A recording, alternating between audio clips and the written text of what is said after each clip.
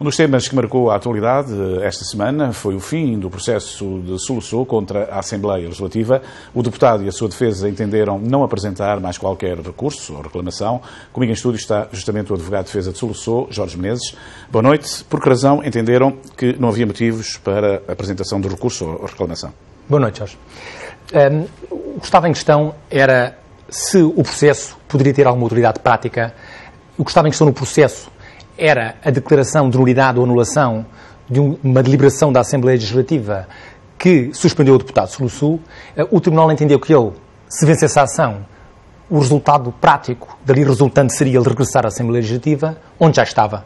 E, portanto, o Tribunal de Última Instância entendeu que a utilidade derivada desta ação era nenhuma. Nós entendemos que a decisão era razoável. Tínhamos uma opinião distinta.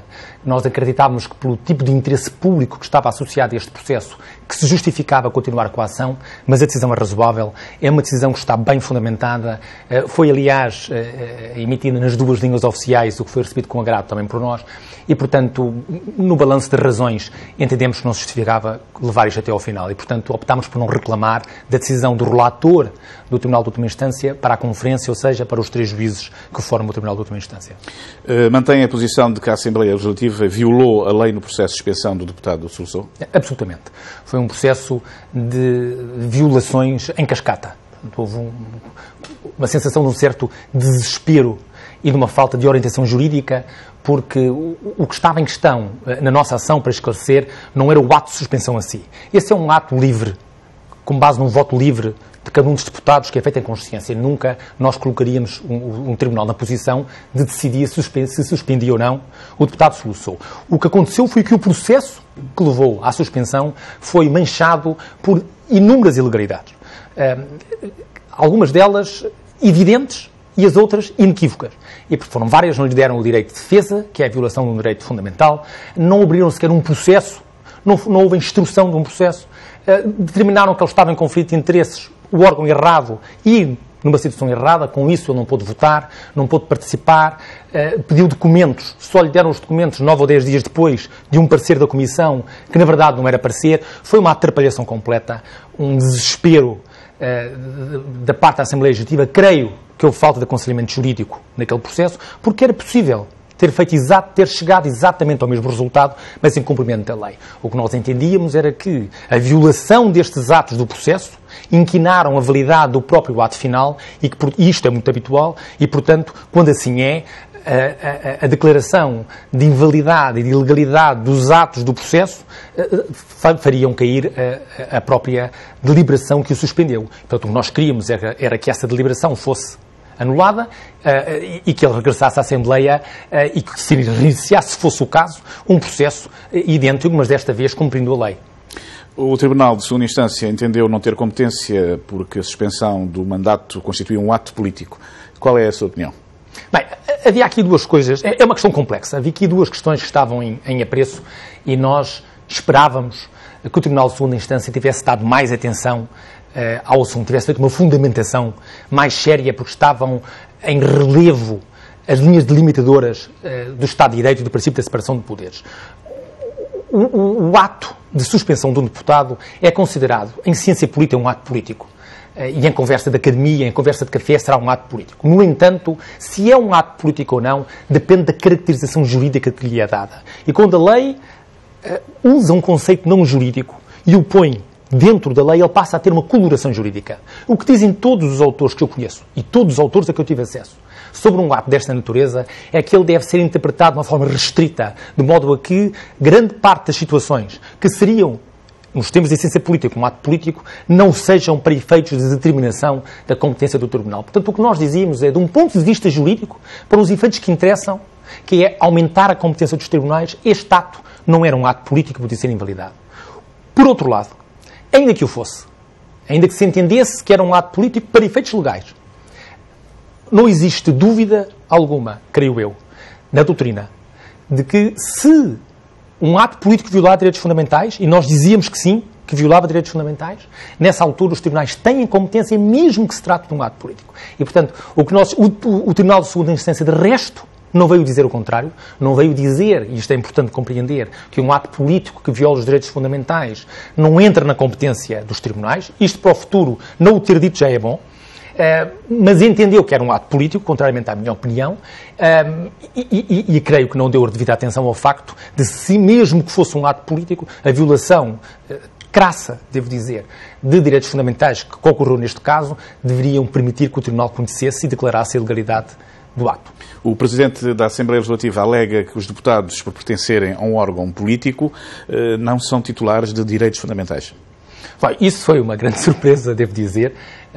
Não fora a gravidade, seria divertido, porque o que o Presidente da Assembleia Legislativa veio dizer ao processo, mas note-se através dos seus representantes, não é um documento assinado por ele, veio dizer que os deputados, enquanto titulares de cargos políticos, não têm direitos fundamentais. Que o deputado Suluçu não pode invocar que este ato político violou os seus direitos fundamentais, e havia vários que nós invocámos, porque ele não é titular de direitos fundamentais. Isto é uma coisa que eu devo dizer que nunca vi dito na vida.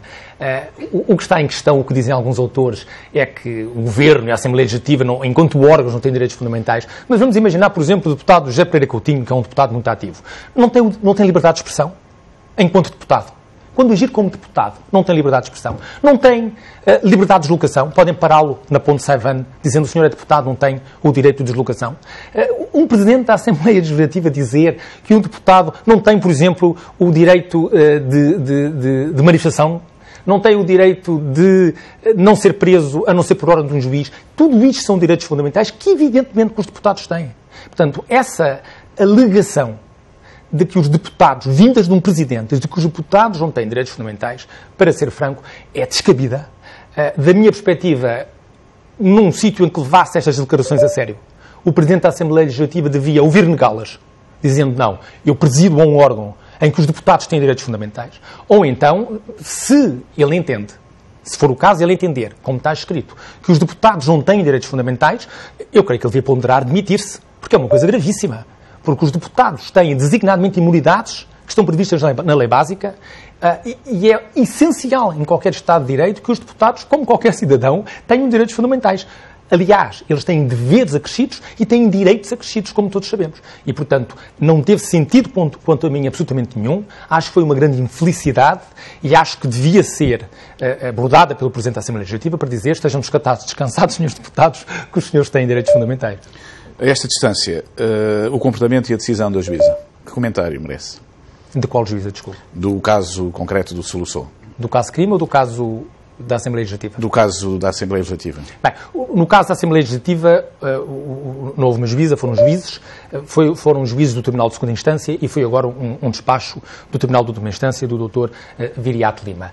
Quanto à decisão da segunda instância, nós fizemos bastantes críticas à decisão, entendemos que não foi suficientemente ponderada, entendemos que foi demasiado apressada, entendemos que não abordou a relevância que isso poderia ter para a RAIEM, para a definição de alguns valores essenciais da RAIEM e, portanto, nós entendemos que o Tribunal da segunda Instância poderia ter ido mais além, poderia ter feito melhor. Por exemplo, para lhe dar um caso concreto de uma situação que nos desapontou, nós, numa certa altura, pedimos a suspensão de eficácia do ato, de forma, enquanto o processo estivesse pendente, o deputado Suluçu regressa à Assembleia, e se inclui uma figura que se chama suspensão provisória, que é sempre decidida em poucos dias, e o Tribunal da Segunda Instância não chegou sequer a decidir sobre a questão da suspensão provisória, que foi uma coisa que foi a primeira vez que me aconteceu na vida. E, portanto, nós não ficámos felizes, devo dizer, ainda que respeitemos, não ficámos felizes com a decisão da segunda instância. Esta decisão do Tribunal de Última Instância é diferente. Foi uma decisão que tinha menos relevância, tinha a ver com a autoridade do processo, mas foi fundamentada, foi cuidada, foi ponderada, foi-nos dado direito de pronúncia, contrariamente ao que aconteceu na segunda instância. Eu pude-me pronunciar. O Dr. Viriato Lima deu-me a oportunidade de eu dar as minhas razões, eu dei. Ele não concordou com elas e, portanto, não temos razão de queixa da decisão do Tribunal de Última Instância, não estamos felizes com a decisão do Tribunal da Segunda Instância. E no caso de crime? O processo de crime, como sabem, ainda está pendente. Eu achava e acho que foram condenados 2 inocentes, foram condenadas 2 pessoas cujos atos deveriam merecer elogio e não crítica, muito menos um juízo de ilegalidade, muito menos um juízo incriminador. Acho que são 2 pessoas de estatura moral extraordinária. Acho que os seus atos foram atos para proteger o interesse público. Chamar criminosos a pessoas que têm uma atuação altruísta em prol do que eles entendem ser a sociedade é um grave erro. É uma falta de compreensão do que é a função do direito penal. E, portanto, na minha opinião, foram condenados, de facto, 2 inocentes e, por isso, não posso estar feliz com o que aconteceu no processo penal. No entanto, houve algumas decisões da meritíssima juíza que revelaram boa-fé, que revelaram, quanto a mim ainda que erradamente, mas que revelaram uma intenção de decidir segundo princípios de justiça. Nós, entretanto, interpusemos recurso. O deputado Suluçu, como sabe, saiu do recurso, pelas circunstâncias que foram descritas, para permitir o regresso à Assembleia. Vamos aguardar agora que o Tribunal de Segunda Instância determine quanto ao Scott Schenck, se o julgamento deverá ser repetido ou se ele deverá ser absolvido sem sequer haver repetição do julgamento, ou ao contrário, se deverá manter a decisão. Porque aceitou ser advogado do Suluçu? Olha, eu aceitei ser advogado do Suluçu e do Scott Schenck, no início foi dos dois. Em primeiro lugar, porque, como disse, tinha deles, ainda que não os conhecesse, a ideia de serem pessoas com uma grande estatura, uma grande elevação ética. É raro ver pessoas, em Macau e não só, mas é raro ver pessoas que dedicam a sua vida a valores e aos outros, aos interesses alheios e não aos interesses próprios, por um lado. Em segundo lugar, porque acreditava na causa deles. Acho que eles não cometeram crime nenhum. Acho que está absolutamente fora de questão sequer considerar que cometeram um crime. Por outro lado, na ação do deputado Suluçu contra a Assembleia Legislativa, não houve dúvidas de que os atropelos à lei foram sérios e graves, e eu entendia, como muitos entendem, que o órgão fazedor de leis, que é a Assembleia Legislativa, deve ser o primeiro a dar o exemplo e não violar essas leis. Portanto, eu acreditava na causa. Portanto, por fim, porque eles estavam com dificuldade em arranjar advogado, eu achei que seria quase degradante não haver... Cobrou honorários? Não, quer eu, quer o Dr. Pedro Leal, fizemos aquilo que se chama advocacia pro bono, ou seja, por utilidade pública ou por interesse público, e não lhes cobramos, nem eles teriam, se calhar, maneira de pagar honorários pelo trabalho todo que esteve em questão. O Presidente da Assembleia Legislativa, Oyat Seng, envolveu-se recentemente numa outra polémica com a não renovação dos contratos de 2 juristas portugueses, Paulo Cardinal e Paulo Taipa. Que comentário quer fazer? Eu conheço os dois muito bem. Já muita coisa foi dita sobre este ato do Presidente da Assembleia Legislativa. Deixou-nos a todos muito tristes e muito desapontados. Deixou-nos alguns mesmo chocados com a decisão. Eu acho que eles foram vítimas das virtudes que têm. Acho que foram vítimas da sua competência, que é inequívoca. Acho que eles foram vítimas da sua lealdade, da lealdade à lei básica, da lealdade aos valores que eles estão contratualmente e legalmente adstritos a cumprir. Acho que foram vítimas de terem agido de uma forma não política, mas técnica, em cumprimento da lei, não fazendo favores a pressões políticas que, se calhar, poderão sentir-se sempre num órgão político, como será o Governo, como será a Assembleia Legislativa, e provavelmente, quer para o passado, quer para o futuro, aquilo que em qualquer lado seria visto como uma virtude, em algumas fações, presumo eu, da Assembleia Legislativa, terá sido visto como um problema. É lamentável, eu espero que eles continuem em Macau.